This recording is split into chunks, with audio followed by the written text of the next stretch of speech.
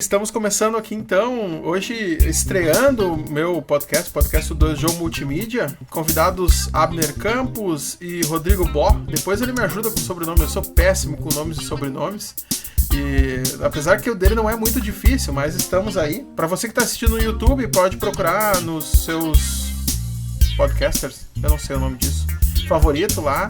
No Spotify, no Apple, enfim, estão todos disponíveis lá, 2Joe Podcast. E para você que está no podcast, querendo no canal lá no YouTube, 2Joe Multimídia, para você ver este podcast, né, nos ver as carinhas bonitas por aqui, ou então nos ouvir. E também tem outros vídeos e outros materiais por lá. Então seja bem-vindo, Abner. Muito bem, tudo certo? Tudo, muito obrigado, Ederson, pelo convite. Um prazer estar estreando, então, o teu podcast hoje. Viste? E aí, Rodrigo, tudo certo? Oi, gente, tudo bem? Prazer também estar aqui junto contigo. Meu sobrenome é Bloch. No alemão, o CH tem esse som, né, gutural aqui. Mas é difícil de pronunciar isso, então eu me contento com o Bloch. Tá? Com o Bloch eu tô super contente. Mas a pronúncia que correta... Que nem a atriz aquela. Isso, exato. A pronúncia correta é Bloch. Tá. Muito bem. Sejam bem-vindos, então. Olha, assim, a ideia... Eu lancei o programa e o podcast para falar um pouco dos bastidores da comunicação, e em especial de várias coisas que a gente participa, que eu participo, e uma delas foi o nosso especial de Páscoa, que foi no ar dia 4 de abril, no domingo à noite, foi ao vivo e gravado, algumas coisas gravadas, e vocês dois foram podemos dizer assim, os diretores musicais, né? Desde a seleção musical até a execução, enfim, arranjo, tudo vocês que fizeram em parceria. Como é que foi assim? Como é que vocês fizeram essa divisão? Ou não tinha muito divisão, cada um fazia qualquer coisa, ou pegava a música e ia resolvendo? Porque a gente sabe que o tempo também não era muito grande, né? Não havia muito tempo para isso. Não, acho que foi bem tranquilo, né, Rodrigo? A gente marcou uma reunião, a gente tinha a temática do especial, ou pelo menos uma prévia do que ia acontecer em cada um dos atos, em cada um dos atos. E a gente combinou, eu e o Rodrigo, tu escolhe os hinos que tu mais gosta, as músicas que tu mais gosta, eu escolho as músicas que eu mais gosto e que se encaixam com cada um dos atos, e depois a gente vai marcar uma reunião para a gente passar cada uma das sugestões, né, que cada um deu. E a partir, então, das sugestões que cada um foi dando, a gente foi montando o esqueleto das músicas. Mas aí vamos entrar numa série bem legal, assim. Tu falou o que eu gosto. É só gosto. Uma seleção musical é só gosto. Isso é um ponto bem importante. Até eu e o Abner conversamos muito sobre isso. Claro que a gente sempre vai acabar indo usando referências nossas, né? Isso é impossível, a gente fugir disso. Mas a gente se preocupa muito com o estilo do programa, né? E a gente fez, né, junto com o Éder também, e quando a gente fala em música, a gente tem que pensar no todo também, né? O que vai ser, qual a ideia do programa, como é que vai ser feito? Bom, tem cenas, como é que essas cenas vão ser feitas? Como a gente vai encaixar? A gente se preocupou até com as trilhas que a gente usou, né? As trilhas que a gente usou durante a narração. Será que essas trilhas iriam encaixar? Então, tentar seguir um estilo coerente, né? Dentro dos momentos de cada. Foi um especial com momentos diferentes, com intenções diferentes, né? A Páscoa, a gente sabe, para esse especial, a gente tem vários momentos, né? O Domingo de Ramos, a questão da paixão, que é um pouco mais reflexivo, e a ressurreição. Então, isso tudo tem que ser considerado, né? E a gente, claro, usando as nossas referências, a gente tentou escolher músicas que fossem coerentes com o que a gente tinha combinado, com a gente tinha conversado com todo mundo, né? Com o pessoal, com o próprio Éder, que foi responsável pela produção também das artes, dos textos, com os pastores. Então, sim, tem uma certa característica nossa, né, das nossas referências, mas é muito importante a gente saber do que se trata, né? E aí vem a questão das reuniões que a gente teve, o briefing, brainstorm, pensar em tudo que vai acontecer, e isso ajudou muito, né, na escolha do repertório.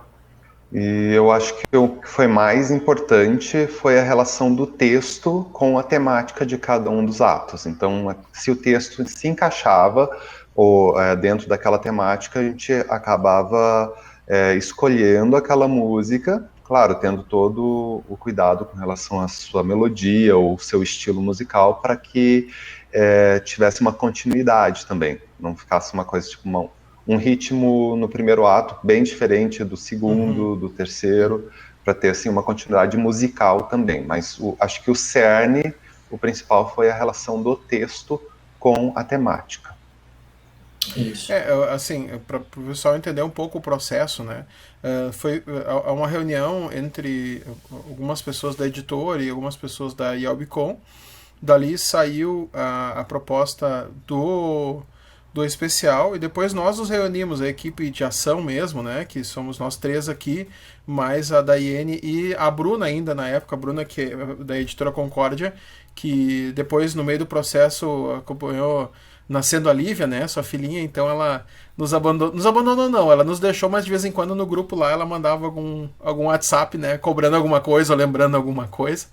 E disso eu fiz um roteiro macro, né, que foi a sugestão que eu acho que a gente acabou seguindo, de divisão de atos, né, a escolha de cada ato, cada personagem que nós gostaríamos de destacar em cada ato e algum sentimento relacionado, né.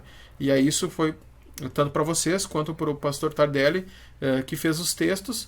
E aí como é que vocês recebem isso? Vocês recebem ali um sentimento, mas a música cristã, necessariamente, ela não fala de sentimentos, né? A gente fala de teologia. A gente não fala, por exemplo, tinha ali inveja, ódio, abandono. Como é que faz essa relação entre... E, claro, teremos esses três fatores, né? A relação ódio, desculpa, a relação sentimento, a relação com a parte da Semana Santa que estava sendo tratada naquele sentimento, e ainda a questão teológica, né? Como é que faz isso para criar esse repertório? Sim.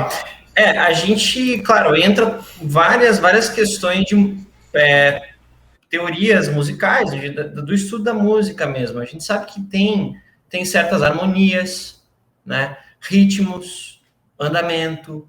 Isso tudo a gente sabe por conta do estudo, né, dos contatos que a gente tem com toda a teoria da música, a história da música. A gente sabe que tem, principalmente a harmonia, diz muito sobre sentimentos, né?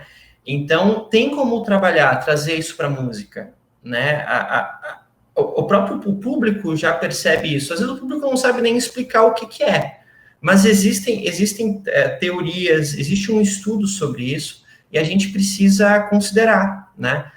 Eu vou destacar muito a questão da harmonia, né? E toda a interpretação musical também. A gente daí entra num outro parte de interpretação, né? De fraseado musical, que aí são partes bem técnicas da música mesmo, que vão trazer esse sentimento que tu tá te referindo, que vão trazer isso, deixar isso mais claro, né? Então isso é importante. E aí, claro, a gente entra na questão de escolha dos músicos, né? Será que aqueles músicos vão conseguir trazer isso? Como é que a gente vai ter o contato com os músicos? Como a gente vai explicar isso, né, para o músico? Essa música é mais triste. Poxa, tá, mas o que é isso, né? E aí a gente entra numa outra parte, que é a parte mais técnica, né? De teorias mesmo, e nomes de ritmos, e que tipo de harmonia a gente vai usar. E aí é uma questão de teoria mesmo, né? Que a gente acaba aplicando um pouquinho. Então, por falar essa questão do sentimento, a gente pode dar um exemplo específico da música Verdadeiro És Tu, Senhor, que foi utilizado com relação à negação, né, o ato da negação de Pedro. Nós tivemos uma certa dificuldade para identificar um hino que tivesse essa temática. Então, por fim, a gente acabou achando um hino que tinha essa temática, mas a melodia desse hino, Verdadeiro És Tu, Senhor, não traduzia todo o sentimento que a gente queria dar para aquele ato. Então, a gente teve que fazer essa mescla. A gente foi atrás de uma outra melodia que tivesse essa carga sentimental, tanto na harmonia, né, como no caminhamento melódico, para que a gente pudesse retratar esse sentimento da negação de Pedro. A gente já falou, vocês falaram que é uma questão de gosto, né? De algum, assim, não só gosto, mas tu busca no repertório que tu conhece, na tua bagagem musical, e às vezes talvez uma pesquisa no YouTube lá com palavras, enfim, para redefinir esse repertório.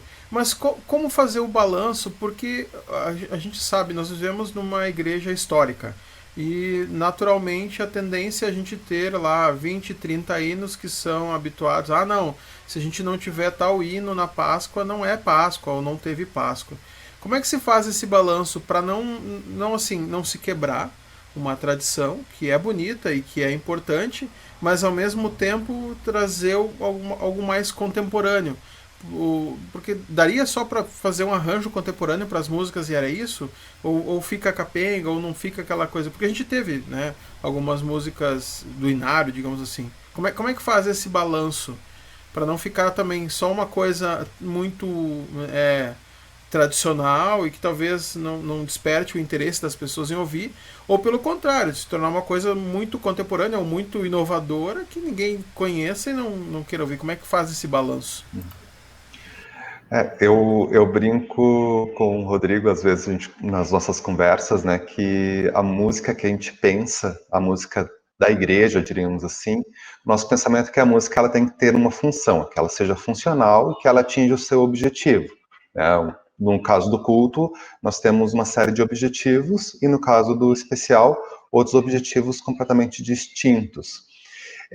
Para que não fique só o gosto pessoal, acho que é importante a gente trabalhar sempre em equipe, né? E mostrar e conversar com outra pessoa, né? E, olha, o que tu acha?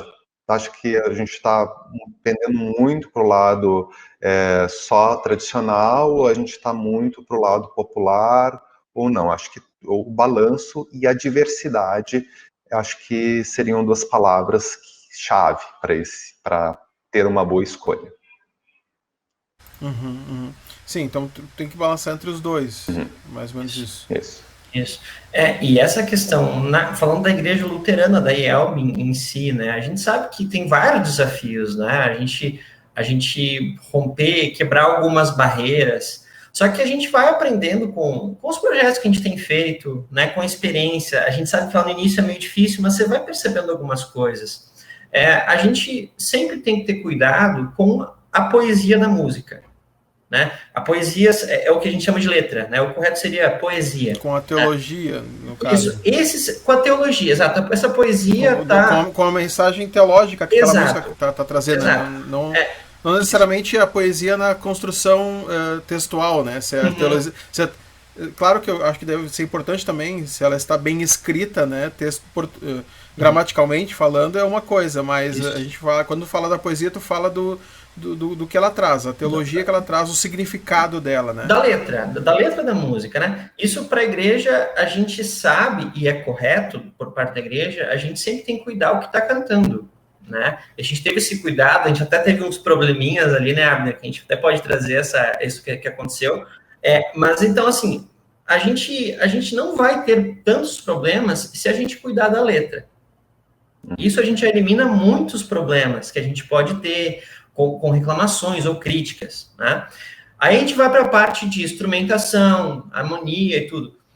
A gente sempre tem que ter um cuidado para tentar fazer o melhor possível, né? Então, se a gente cuidar da letra, da doutrina, a gente está cantando o que realmente a igreja acredita e a gente está tentando fazer o melhor na execução, então isso não independe do instrumento que a gente está tocando. Né? Isso pode ser um órgão de tubos, né? A gente fala muito do órgão de tubos, a igreja ela é muito presa nisso ainda. Se for um órgão de tubos bem tocado, maravilhoso, vai ficar incrível. Mas se você pode fazer um reggae, você pode fazer um samba, a gente teve até num outro especial do Inário, a gente teve uma modinha, que é a música mais brasileira, e a gente não teve, assim, críticas em relação a isso. Porque foi pensado, foi bem executado, a gente tentou fazer bem feito, né? Então, eu acho que se a gente tomar esses cuidados, primeiro, doutrina, a gente está cantando o que a igreja luterana acredita, beleza, a gente elimina metade dos problemas. A partir disso, a gente tem uma certa liberdade, A gente depende do que a gente está fazendo, aí de novo, a gente volta lá para aquele briefing inicial, o que a gente vai fazer, qual é a ideia do programa. Então a gente tem uma certa liberdade, a gente pode fazer algo com guitarra, a gente pode fazer algo com bateria, com uma percussão mais forte, desde que isso seja coerente, desde que isso seja bem executado e coerente com a letra. Então eu acho que isso a gente está quebrando aos pouquinhos e a gente precisa pensar, né? E são coisas, e a igreja, ela aceita bem isso, na verdade. A gente, às vezes, confunde um pouquinho, né? Algo que talvez é mal executado ou é mal pensado, e aí deu errado, e a gente acaba colocando tudo no mesmo saco, assim, isso é ruim, né? Então, acho que a gente tem que ter um pouquinho de calma nisso e pensar, né? Tentar abrir a mente um pouquinho para ver o que realmente importa e como fazer. E, de novo, né? Doutrina e tentar fazer o melhor possível, né? Os instrumentistas, estudar bem, executar bem e trabalhar, né? Eu acho que isso tem que ser importante. Então, fazendo dessa forma, acho que a gente consegue quebrar algumas barreiras e a gente não recebe tantas críticas assim, né? Uhum. O que eu quero, eu já vou entrar na parte dos instrumentistas, mas tentando entender o que tu diz, que às vezes a gente critica uma música, né? Mas o problema não é a música, é a maneira que ela é tocada, ou o instrumento que ela foi tocada, enfim, é todo o conjunto. E isso a gente pode falar de músicas históricas, que talvez historicamente são mal executadas também. Totalmente. Sim. Totalmente. Eu tenho exemplos, assim, por exemplo, a maioria das pessoas, quando a gente fala de hinos, né, já vem com um pré-conceito de que o hino ele tem que ser executado de determinada forma.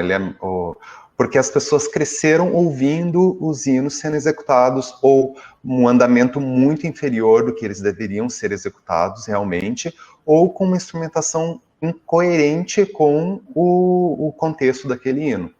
Então, no momento em que a gente apresenta esse hino de uma maneira mais, vou voltar de novo para o termo funcional, as pessoas, olha, esse hino é bonito, eu achava que ele era feio, ou eu nunca tinha escutado ele dessa forma. Então, acho que é importante a gente frisar essa questão da execução. Agora, falaste duas coisas, só deixa eu para não perder o gancho, que tu falaste assim, do instrumento da época, seria assim, aquela música a música é composta por algum tipo de instrumento? Às vezes. Tem instrumentos que não se cabe, e tem instrumento que não cabe. Sim, existem isso hinos... Tecnicamente falando. Tecnicamente falando, sim. Existem coisas que tu pode fazer e que casam bem com aquela melodia ou casam bem com aquele período em que a música foi feita, né? E tem coisas que não dão certo, ficam estranhos, soam estranhos. E aí de novo, só uma outra questão, aí tu falaste do andamento, mas aí sempre vem aquela questão, mas as senhorinhas, os senhorinhos, os senhores não conseguem cantar com esse andamento. É necessariamente o andamento? Ou talvez não se escolhe esse hino, então? Não necessariamente.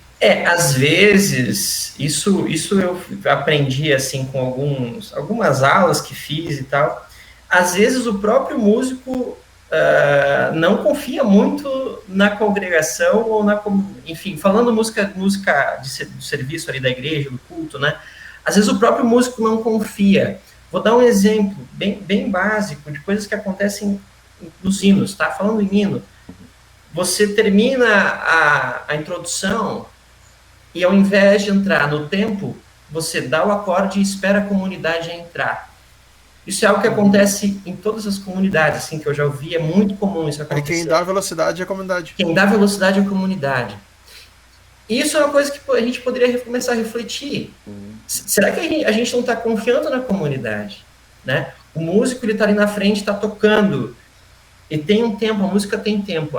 O que é a música? A definição de música é organizar notas e harmonia no tempo. O tempo é algo muito, muito, muito importante na música. E quando a gente dá um acorde e deixa a coisa acontecer com uma congregação de 50, 100 pessoas que seja, isso não vai funcionar.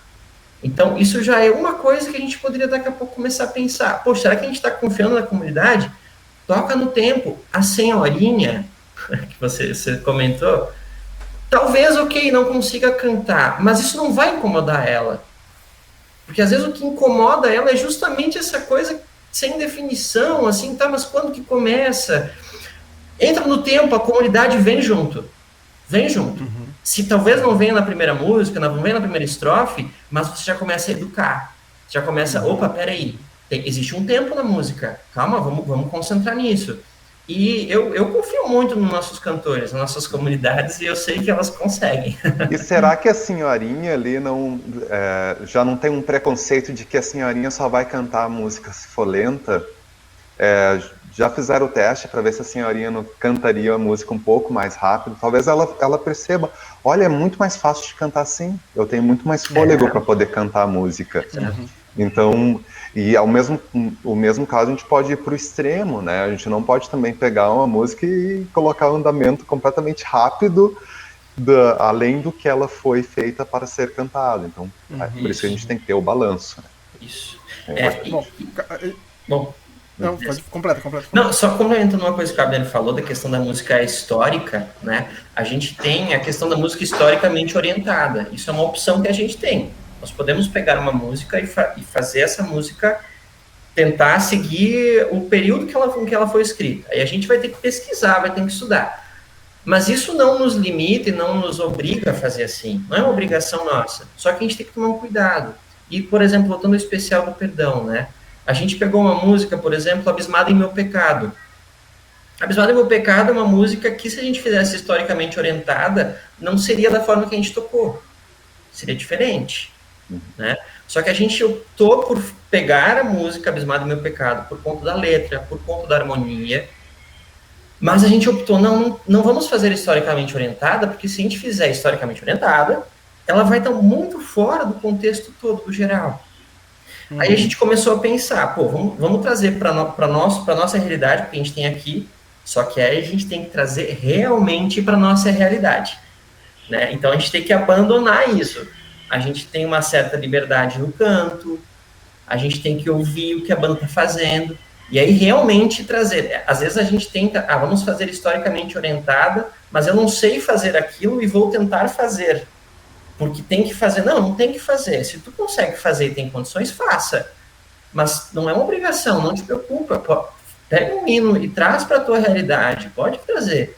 Só que pensa nele e traz de fato para a tua realidade. Não tenta improvisar, não tenta assim fazer algo, porque aí a gente acaba complicando a coisa toda, né?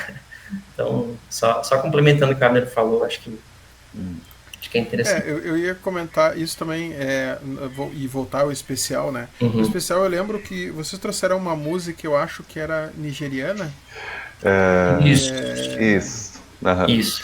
E aí vocês nos apresentaram um vídeo. Eu não sei nem que ritmo é aquele, mas porque era a opção que vocês tinham, mas era um ritmo que completamente não ruim, mas avessa aos nossos ouvidos, que estamos habituados a um outro estilo. Exato. E ali foi onde nós confiamos. Bom, vocês sabem o que estão fazendo, né? Mas como é que vocês... Isso é treinamento? Como é que vocês chegam a isso? Porque vocês chegaram nessa música pela letra, né? Assim, a primeira escolha dela foi a letra, né?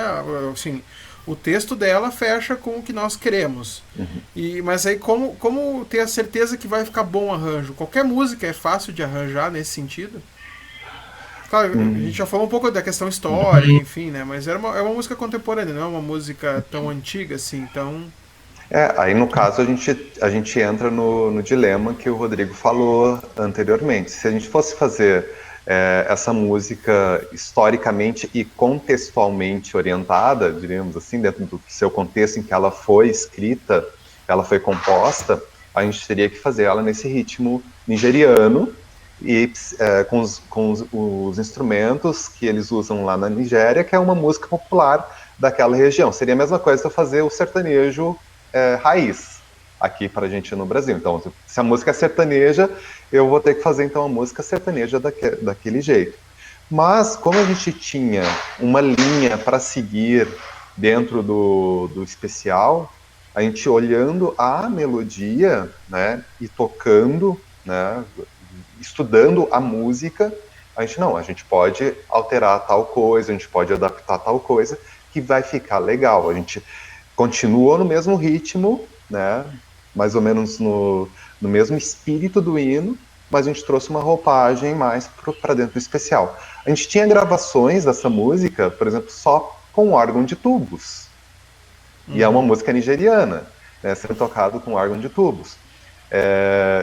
Que também a gente parte para um outro extremo. Funciona, funciona. Pode ser cantado dessa forma, pode ser cantado também. Então, a música a gente tem uma certa plasticidade para poder trabalhar.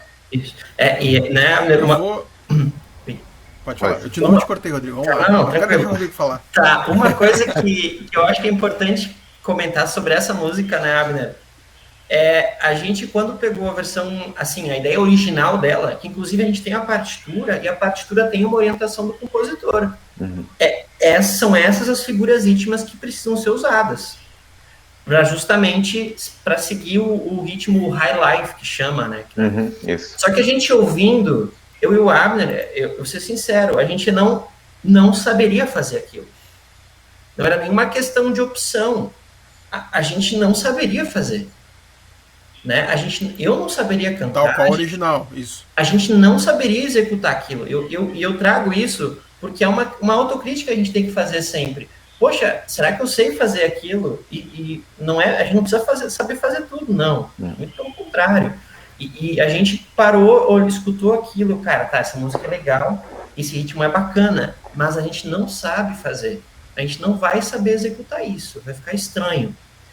Aí que daí, entra o que o Abner falou, a gente tentamos seguir uma ideia parecida com a original, mas a gente trouxe para a nossa realidade, porque a gente tinha.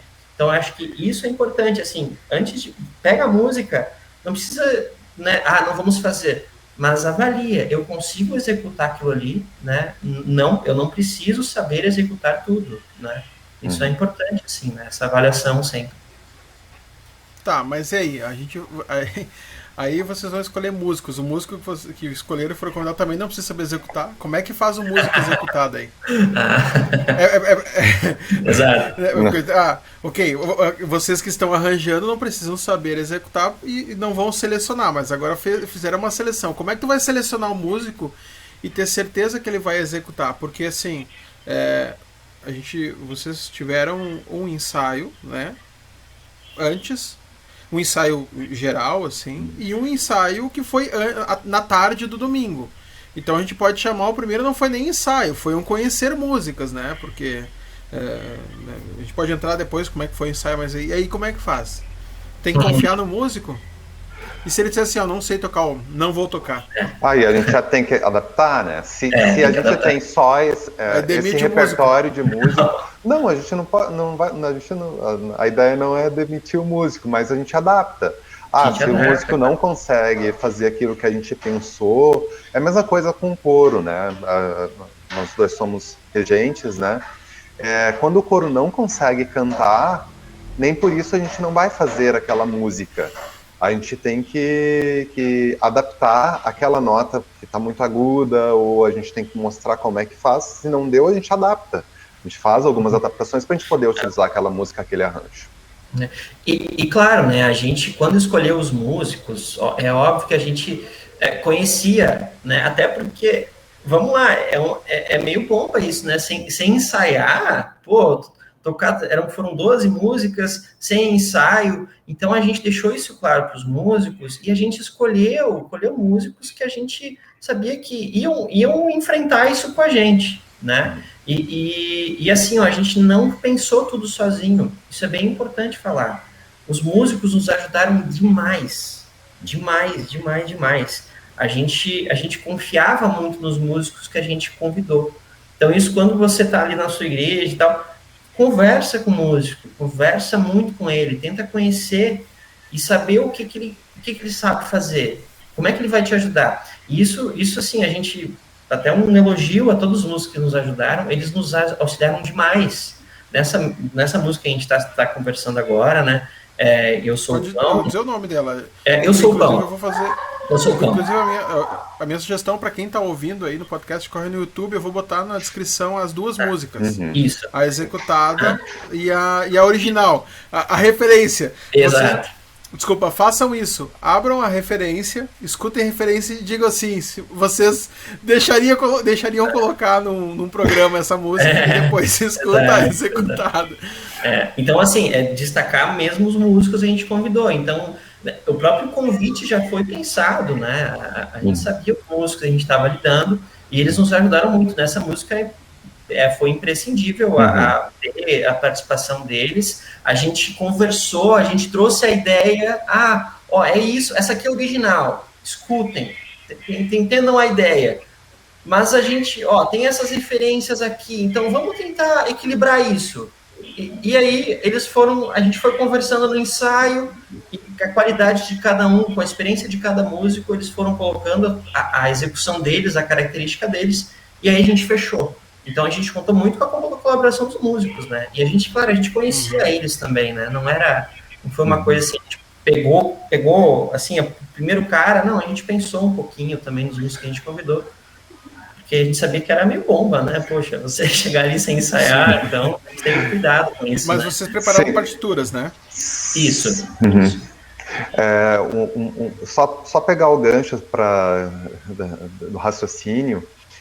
Algumas músicas nós já tínhamos o arranjo já pré-definido, que a gente achou melhor manter esses arranjos pré-definidos para justamente a gente ter uma questão de fazer uma versão em português, uma música que era em inglês, e a primeira música, né, Hosanna, é uma música em inglês, então a gente resolveu fazer o arranjo tal qual o compositor da música foi feita uma versão, na verdade. A gente fez uma versão dela em português.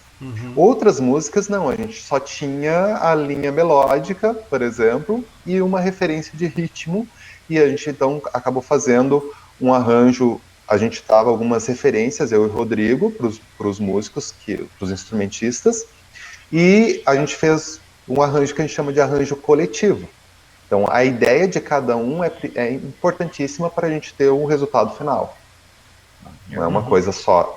Tem que ser dessa forma, literalmente.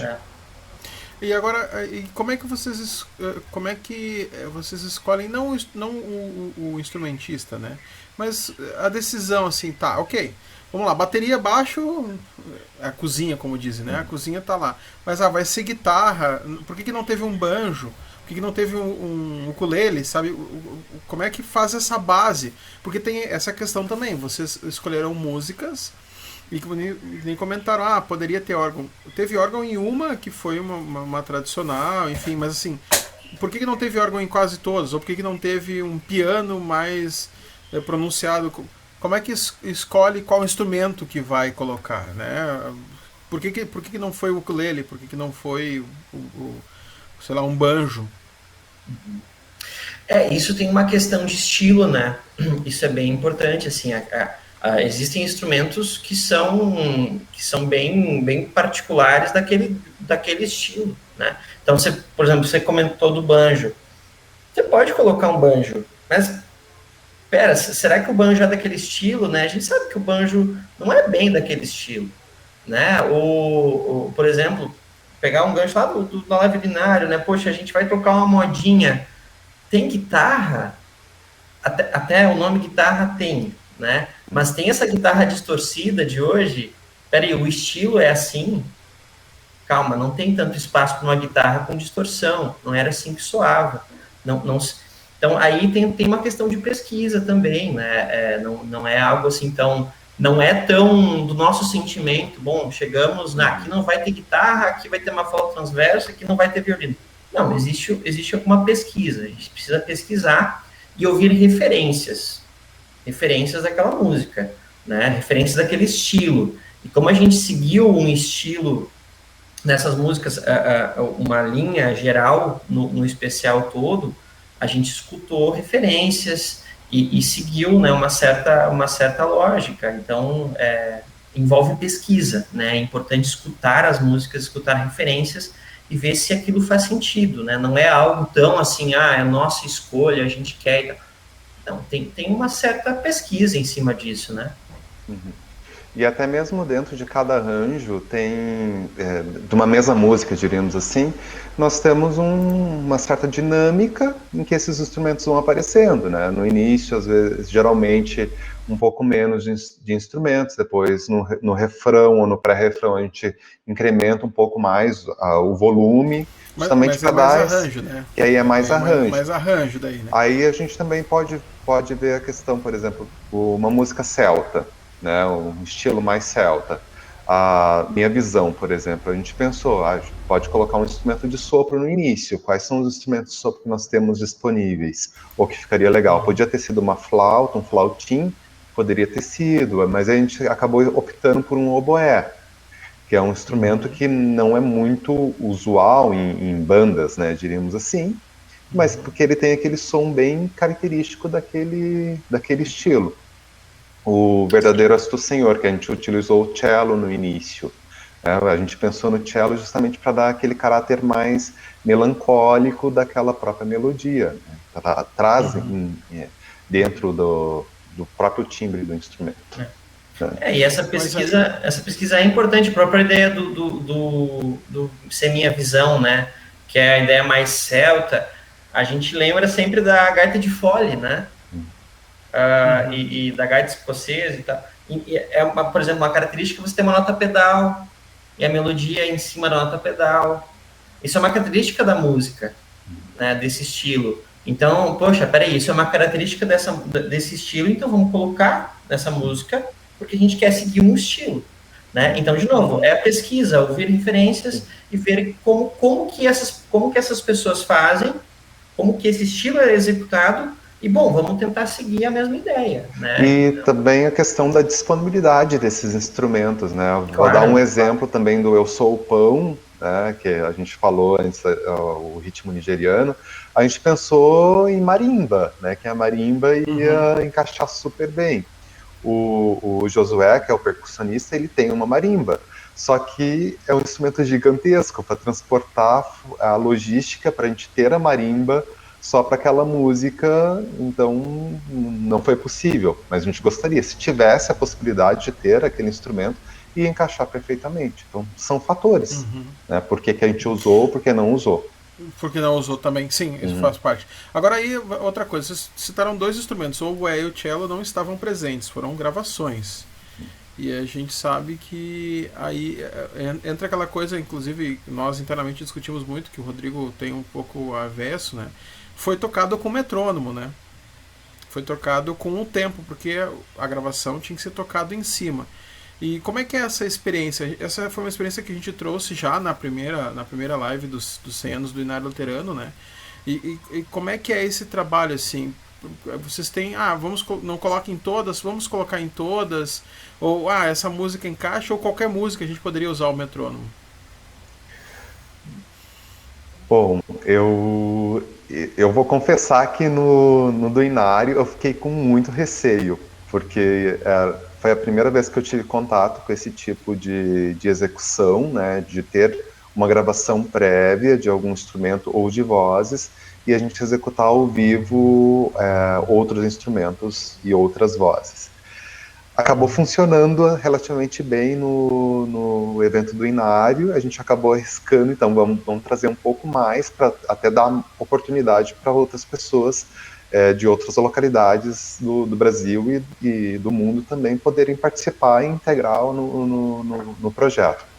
Eu acho que a maior dificuldade, depois o Rodrigo pode complementar, é dar toda a especificidade daquele arranjo, porque tem algo na execução que a gente chama de agógica, que é o que significa isso? É uma palavra meio estranha, mas às vezes a gente aumenta um pouquinho o tempo ou diminui um pouquinho o tempo para dar um sentimento para aquela música ou para aquela parte da música. E com o metrônomo a gente não pode ter isso, porque se a gente altera esse tempo, a gente acaba tendo um problema para todo o grupo, né? Mas aí tá. Mas numa música que tu tem baterista, o baterista ele vai te dar o tempo.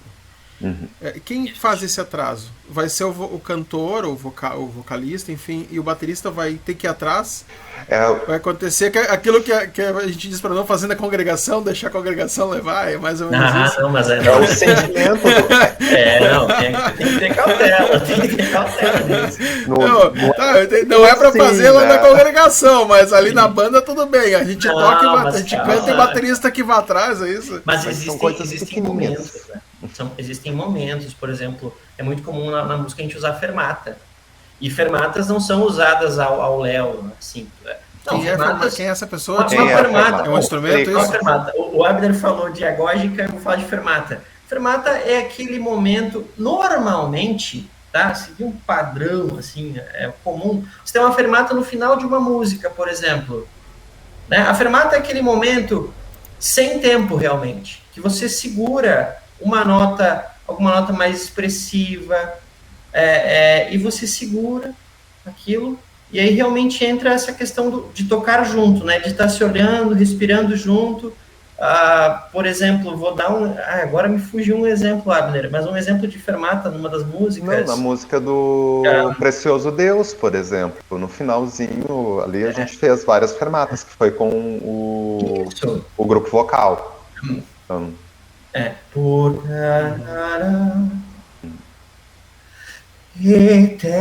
isso aqui é uma fermata. A gente espera, a gente se olha, deixa soar aquele acorde, às vezes num acorde mais dissonante, onde é aquele acorde que soa mais estranho. Então, isso o metrônomo não nos possibilita, né? Mas isso tu já não vai ter bateria, né? Ou até vai ter ela só pontuando, então. Exato. É possível fazer com bateria, claro. Não, então a gente, assim, o metrônomo dá para utilizar, a gente até agora, nesse especial, a gente viu que dá para fazer. Os músicos, claro, precisam estar acostumados com isso, porque tocar com metrônomo não é tão fácil assim, né? Então, para o estilo das músicas que a gente utilizou no Perdão, deu para fazer. Inclusive, a gente não utilizou no Precioso Deus, para justamente a gente poder fazer essas fermatas. Então, aí entra uma questão de escolha. Na Precioso Deus a gente não ia abrir mão dessa interpretação. A gente queria botar fermatas, a gente podia, porque não teríamos pessoas de fora cantando, né? Então ali não vamos ter metrônomo para a gente poder trazer essa interpretação. Mas o metrônomo ele pode ser usado. A gente viu nesse especial que pode ser. Mas tem que ser usado com cautela. Músicos precisam tocar com isso, precisam se acostumar, né? A gente precisa se acostumar. Bom sistema de retorno. Bom, entram outras questões técnicas também. E principalmente a regência, né? No caso, porque além do ponto de estarem ouvindo o metrônomo, tem que ter algo visual, porque nem sempre, quando a gente fica empolgado ali, tocando, às vezes a gente acaba se perdendo no que a gente escuta. Então é importante ter ali a marcação da regência. Ali, tecnicamente falando, nós tínhamos metrônomo no ponto só dos músicos, né? O vocal não tinha retorno, né? Desse ponto, né, Rodrigo? Isso do metrônomo, né? E tínhamos o Abner na frente, que o pessoal não via em cena, mas regendo todo o tempo, né? Inclusive sem metrônomo, estava fazendo a regência, né? Isso, que é outra coisa que eu queria trazer. Tu falou assim, como é que faz a questão da agógica, deixa tudo pro baterista. Nem sempre, pelo o conjunto ali, tu tem o espírito daquela música, né? O ambiente daquela música, e no nosso caso nós tínhamos também a questão da regência, né? Para ajudar um pouco, para direcionar o que poderia encaixar melhor ou não, né? Naquelas partes. E assim, é que eu acho que isso é uma coisa interessante para a gente comentar, porque não é uma coisa muito comum, né? Em banda, a gente não vê regência em banda. A gente tem o líder da banda no palco, né, que faz a liderança ali, mas não a regência como comando, né?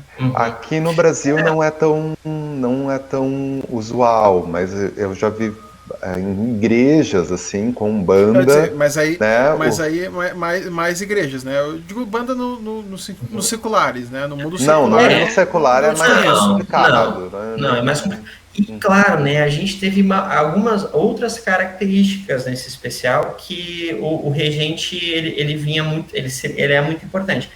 Nós tínhamos poucos ensaios, né? Então a banda assim, ela não estava com aquela 100% confiante das entradas, né? Então isso foi um fator muito importante para a gente ter. Daqui a pouco se pegar no secular, bom, são bandas que tocam junto o tempo todo. Né? E quantas horas eles ficam ensaiando, né? Eles ficam quantas horas? A gente, então, isso é um fator importante, é um fator bem específico. Então, a banda não tinha muito claro, por conta da falta de ensaio, não tinha muito claro a coisa toda, a estrutura toda da música. Então, o Abner fez um trabalho fundamental ali na frente.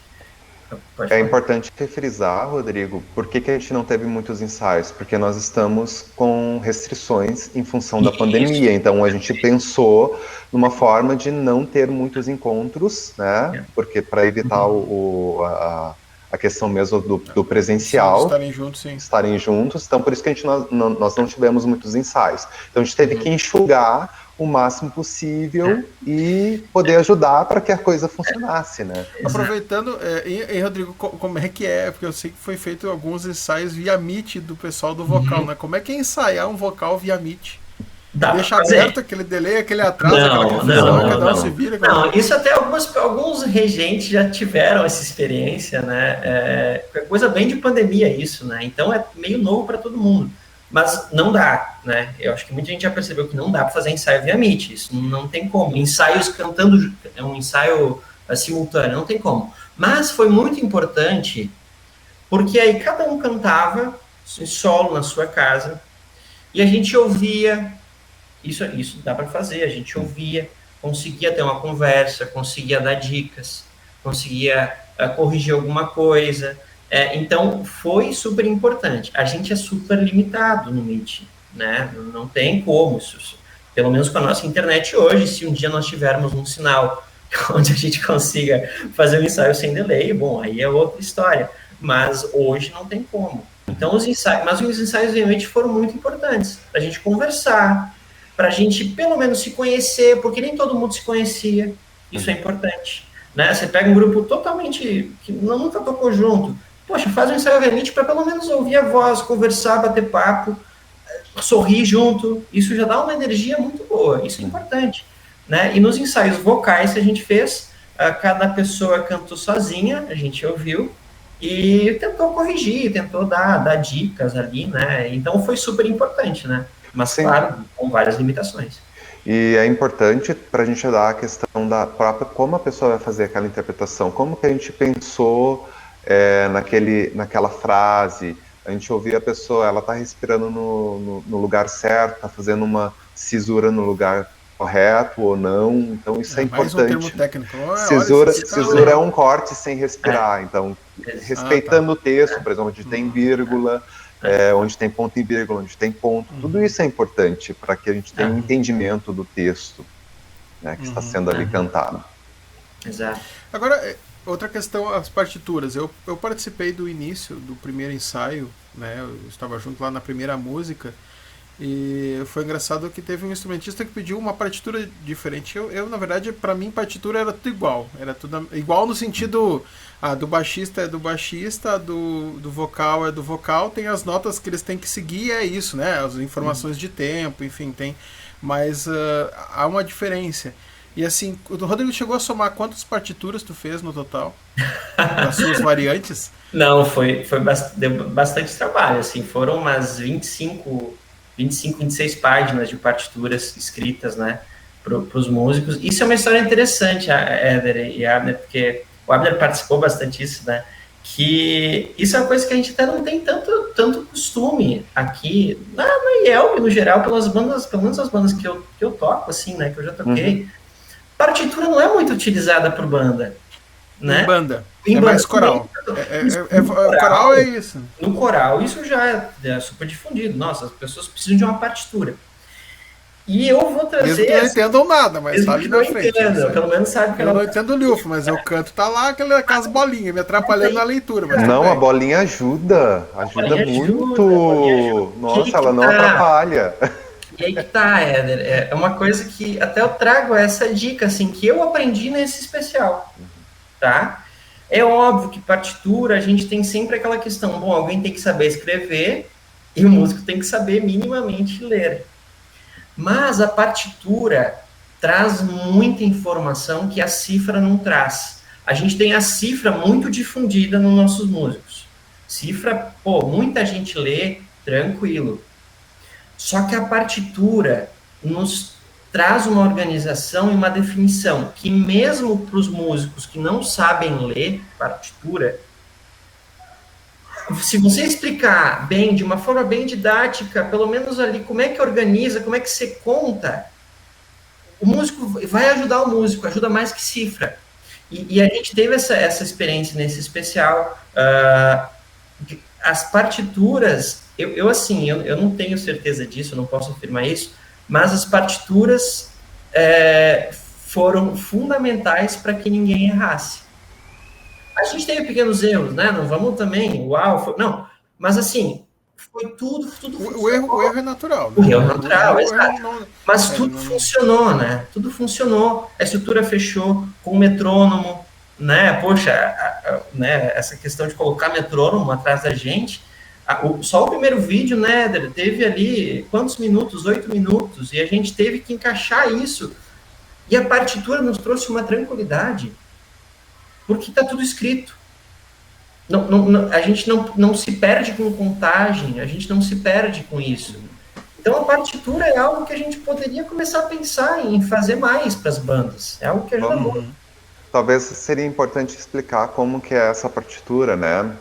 Sim. No caso, então, a partitura vem a linha melódica da principal, as cifras, e a partir, então, dessa linha melódica principal, nós temos a contagem dos tempos, de quantos compassos a gente tem para cada parte, e isso dá um direcionamento melhor para os instrumentistas e para os cantores. Então... Essa aqui é, como é que é o nome? Leadership? Na verdade é assim, ó, lead sheet, né? É nome perigoso. Mas, na verdade, assim, eu até recebi, a gente fez todo o trabalho de ter a melodia, a cifra e os compassos. Depois até um dos músicos me comentou, a gente nem precisava de tanto. Né? Na verdade, para a banda, exatamente, para os músicos aí que ouvirem e tal, você faz uma partitura com a clave, a tonalidade, os compassos e as cifras. É isso. Né? Não precisa necessariamente da melodia. Reduz as informações. Reduz as informações, porque só de você ter ali a tonalidade, a contagem de compassos e as cifras encaixadinhas nos compassos, isso já dá um norte muito bom para os músicos. Muito bom. Então, porque escrever essa melodia às vezes dá um trabalho grande, né? Porque você tem que ouvir, você tem que escrever ali as figuras rítmicas e tal. Então, não precisa chegar nesse nível. A não ser, claro, vocal, por exemplo, partitura vocal é diferente. O vocal vai precisar da melodia para cantar. Mas o baixista, o baterista, claro, a não ser que você queira chegar num nível de escrever partituras específicas para cada instrumento. Mas aí eu acho que não precisamos chegar nesse nível. Deixa para a orquestra. Isso deixa para a orquestra, até porque é um trabalho bem maior. Mas isso já ajuda muito, é algo que a gente poderia pensar aí, para o pessoal que organiza as bandas. Normalmente tem aquele responsável por banda, né, nas igrejas e tal. Começa a pensar nas partituras. Isso ajuda muito, mesmo, meus músicos não sabem ler partitura. Faz e começa a explicar um pouquinho. Educa. Isso dá e os próprios músicos, eles talvez não leiam partitura, mas eles vão começar a ver aquilo ali, cara, isso aqui me dá uma segurança, porque eu não vou errar a entrada da cifra, é só eu contar certinho, pronto, ninguém vai errar. Então é uma educação aí que a gente pode começar, né, aos pouquinhos tentar trazer isso. Eu achei bem bacana, foi uma coisa que eu aprendi nesse especial e que eu achei muito legal, muito legal. Eu de cabeça que eu lembrei foram 5 músicas, né? Com metrônomo. Acho que sim. As 2 primeiras, porque a primeira tinha uma questão de que tinha a dança sincronizada, né? Do fundo.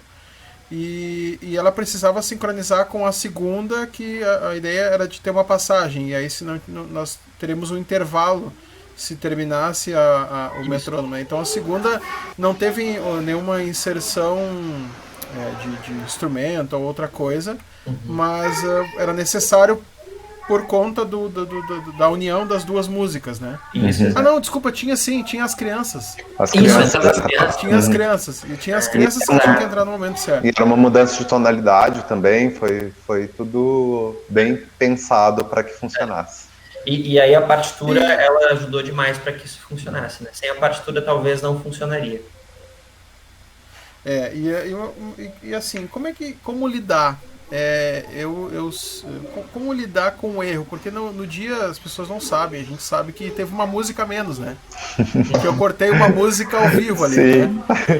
Teve um momento que eu me empolguei e porque eu estava fazendo a parte de mesa de corte, né, de suíte, de cameraman e dando um auxílio para o Felipe, que estava fazendo a parte de operação de telão ali, e o telão era o mesmo que ia para fora, ou seja, o que passava no telão, os textos eram os mesmos que vinham pro público assistir em casa no YouTube. E eu acabei dando o start de uma música, né? Eu acabei dando o start do vídeo antes de começar, de vocês recomeçarem. E não tinha como fazer. E como é que lida com essa ansiedade no dia, na hora, assim? Porque pra mim, claro, foi um erro, mas eu não sou músico, eu não estou preparado para tocar aquela música, enfim, como é que é essa ansiedade no dia, assim? Eu vou começar falando, porque eu estava meio neutro, assim, no momento, né? A gente tinha naquele ato 2 músicas. Tinham poucos atos que tinham 2 músicas, mas naquele a gente tinha 2 músicas para dar a transição para uma música mais calma, que a gente já estava descendo para chegar na texto e a reflexão, na reflexão. E aí, quando entrou o texto do ato, né, o vídeo do ato, eu pensei, e agora? O que a gente vai fazer nesse momento? Eu olhei para a banda, todo mundo estava me olhando assim com uma cara, tipo, o que a gente faz? O que é isso aí? O que é esse negócio que começou agora? Começou agora. Aí eu tive 3 segundos para pensar. Não dá para tirar o vídeo, que já foi no ar, e a gente já mudou de tema. Então a ideia foi, não cantamos essa música. Aí eu tive que avisar todo mundo, um por um, ali no microfone. A gente não vai cantar essa música. Essa música saiu do programa de hoje. Fica para um próximo especial que a gente tiver, a gente utiliza essa música novamente.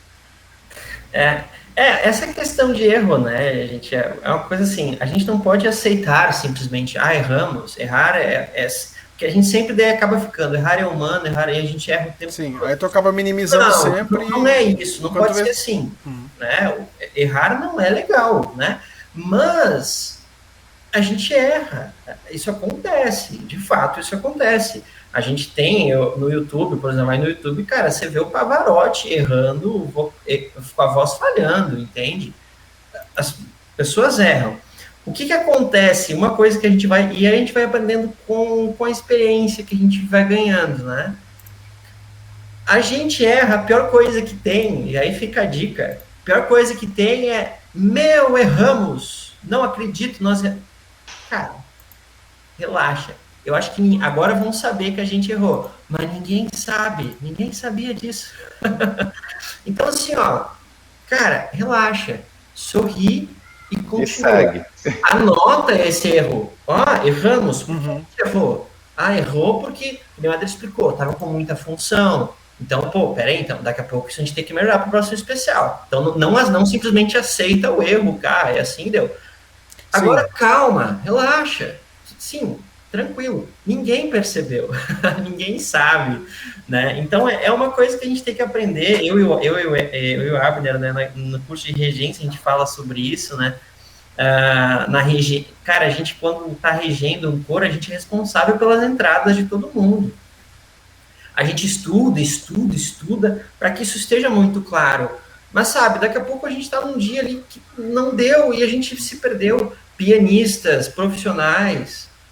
Você vê, cara, no curso de piano, os professores de piano mesmo falam, gente, você errou, faz uma cadência, faz alguma coisa e volta. Só não te desespera, não acha que aquilo ali... Não, acabou, calma, relaxa e vai. Isso mais ou menos foi como o Abner agiu, né? Deu aquele apavoramento, né, Abner, assim...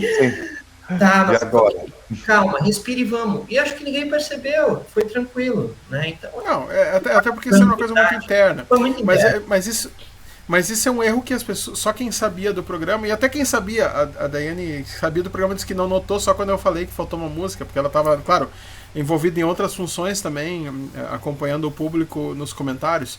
Mas aí quando o músico erra, assim, precisa de um treinamento para não olhar, porque eu vejo muito, principalmente quando a gente em igreja, dentro de um culto, quando, né, ou seja, o público é menor, enfim, tu acaba voltando mais a olhar para os músicos. Quando erra o baixista, o guitarrista vira o rosto para ele, né? Precisa de uma certa concentração para não fazer isso na hora. Porque às vezes não é nem um tom de crítica, é porque, né, tu tá ouvindo, esperando uma coisa e vai para outro lado. Aí vai um pouquinho de experiência também, né?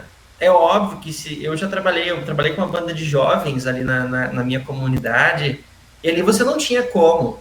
A pessoa errava e ela parava de tocar e se desesperava. Isso também é normal, sabe? A pessoa está tocando a primeira vez no culto, sabe? Não é assim que funciona também. A gente tem que entender as dificuldades das pessoas. Então, isso vai muito da experiência, tá? Eu mesmo, assim, quando eu erro, eu tenho aqui esse meu olho aqui, ele mexe muito rápido aqui, eu não consigo. Às vezes o meu olho dá uma... Né? Então, isso acontece, e vai muito da experiência. Então, assim, se errou uma vez, não desespera, continua. Pega, que nem a gente falou, pega esse erro e vê por que tu errou. Tenta não repetir, né?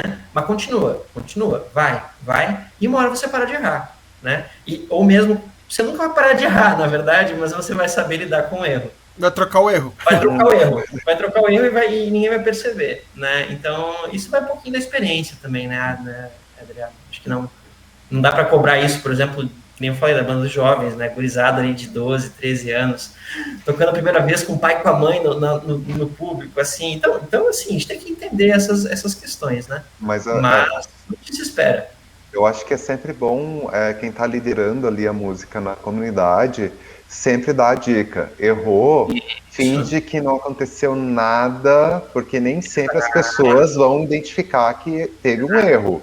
Às vezes é porque tu conhece muito e tu tá muito sendo preciosista com aquele ponto ali e acabou, tu sabe que errou. Às vezes para de tocar, né? Para de tocar. Para de tocar também dá pior. Aí que a pessoa nota. Aí tu nota. Aí quem não é músico nota. Também, né? Porque assim, existe... Bom, chegamos num extremo de, não deu mais. Tá horrível. Não deu, tá horrível. Tem que parar. Para. Tranquilo. Assim, vamos colocar no lugar do público. O público, ele não vai ficar chateado. Eu acho que não vai ficar. Só que assim, lida bem com isso. Erramos, gente. Fala no microfone. E também, de novo, a experiência, né? Dá aquela, gente, erramos, calma aí, vamos de novo, respira, gurizada, coisas assim. E começa. Não é uma coisa assim que a gente da igreja não vai. De novo, a gente precisa trabalhar para não errar. Mas se isso acontece, a gente chegar num extremo de não continuar a música, para. Porque também aí é questão ali, por exemplo, com o metrônomo, se a gente chegasse num ponto onde o metrônomo está num lugar, sabe, a gente está cantando, terminando o Osana e as crianças entram, como é que a gente ia fazer? Como é que a gente ia fazer aquilo ali? Para. Culpar o Abner? Para, não. Ele estava regendo. Ele estava regendo a culpa do Abner. Regente, meu. Exato. Pensando numa situação de chegar num extremo. Simples. Aí é pior, continuar errado, tudo desencontrado, para, dá uma respirada e reinicia. Por exemplo, uma coisa que aconteceu no especial, teve um erro pequeno e que na hora a gente tem que pensar o que a gente pode fazer. Eu sei que foi pago um alto preço. Isso.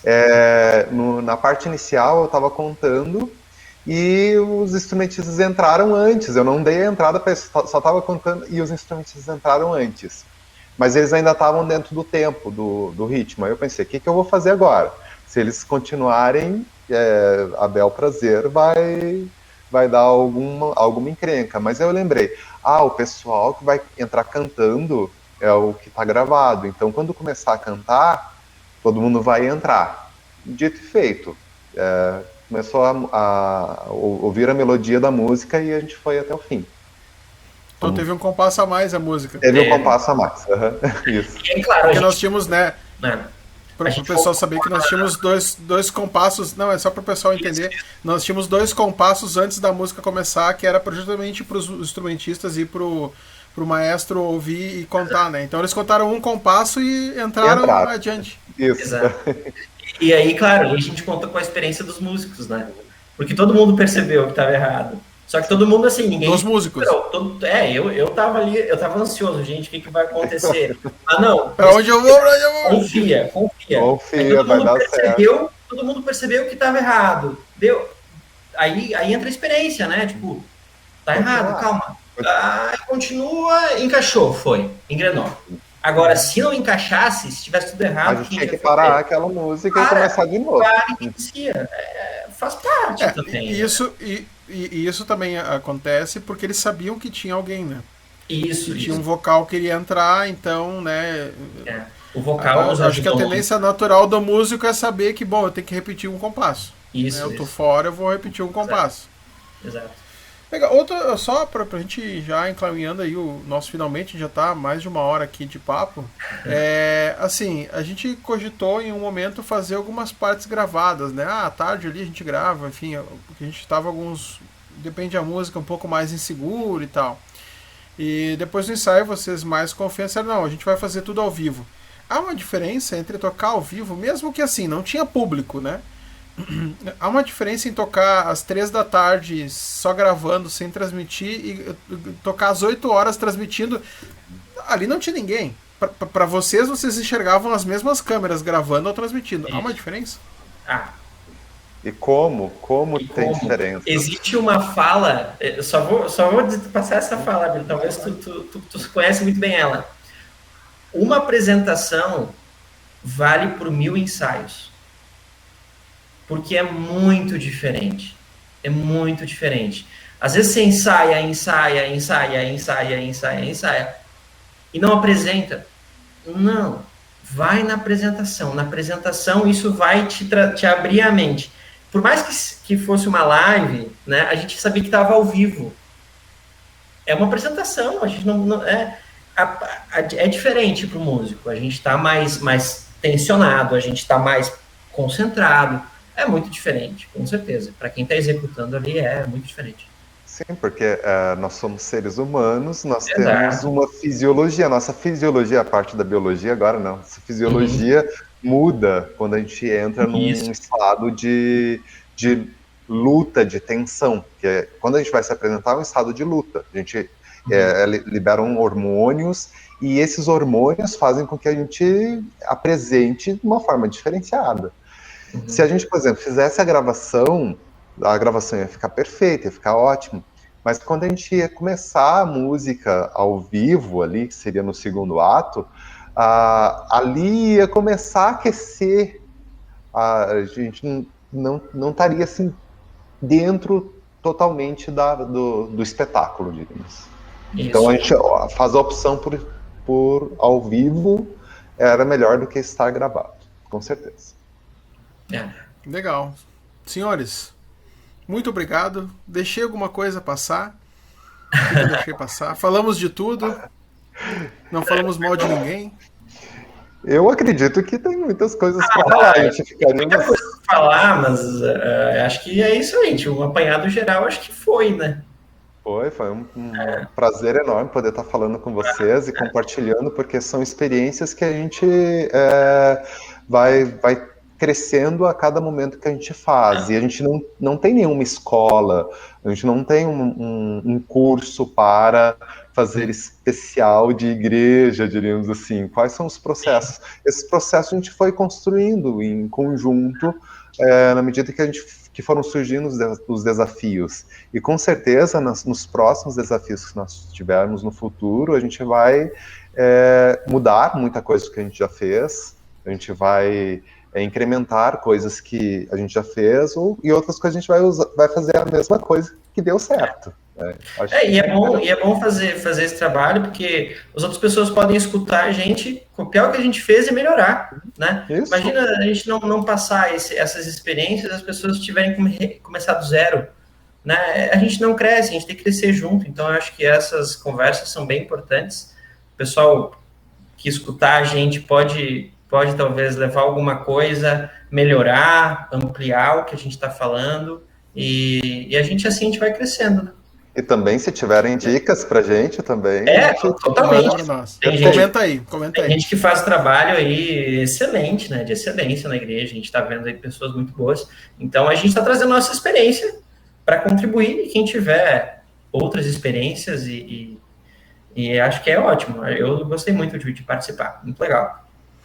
E, assim, o que vocês diriam, assim, quem está na sua congregação agora pensando, eu quero fazer alguma coisa, talvez não tão grande, porque a gente não tem condições financeiras, qual a dica principal, assim, que vocês poderiam dar? Eu quero fazer uma live, um especial, enfim, ou o que não pode descuidar?